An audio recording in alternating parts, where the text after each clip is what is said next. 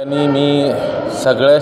जे काही सभासद शेतकरी आहेत यांची माझी बऱ्यापैकी काही शेतकऱ्यांनी येऊन भेट घेतली. काही ठिकाणी मी कार्यक्रमाच्या निमित्तानं जात असतो आणि त्या ठिकाणी सर्व शेतकऱ्यांचा सूर अशाच पद्धतीचा आहे की जसं या ठिकाणी या कराड उत्तर विधानसभा मतदारसंघामधील एका शेतकऱ्याच्या मुलाला आम्ही आमदार केलं आहे आणि जे मी या ठिकाणी डिक्लेअर केलं होतं यशवंतराव चव्हाण साहेबांच्या समाधीजवळ की त्यांनी सांगितलेलं सत्तेचं विकेंद्रीकरण करा, परंतु इथं कराड उत्तरमध्ये सत्तेचं केंद्रीकरण झालं होतं. त्यामुळं जे माजी आमदार आहेत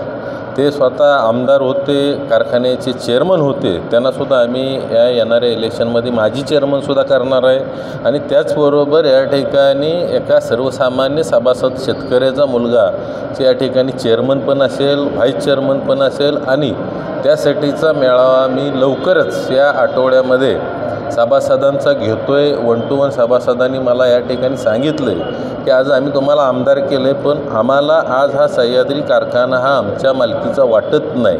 या कारखान्याचे आत्ताचे असलेले विद्यमान चेअरमन माजी आमदार आणि त्यांचं कुटुंब यांची ही प्रायव्हेट प्रॉपर्टी झालेली आहे. ही प्रायव्हेट प्रॉपर्टीतनं यांना बाहेर काढून या ठिकाणी आम्हाला सर्वसामान्य सभासदांना तुम्ही न्याय देणं गरजेचं आहे, त्याचं नेतृत्व तुम्ही करणं गरजेचं आहे. अशा पद्धतीची भूमिका या ठिकाणी प्रत्येकाच्या सभासदाच्या माध्यमातून या ठिकाणी येते आणि त्याला साथ देऊन या ठिकाणी आम्ही 100% येणाऱ्या निवडणुकीमध्ये सर्वसामान्य शेतकरी त्या ठिकाणी चेअरमन व्हाईस चेअरमन तर बनेलच, परंतु त्या ठिकाणी जाणाऱ्या प्रत्येक सभासदाला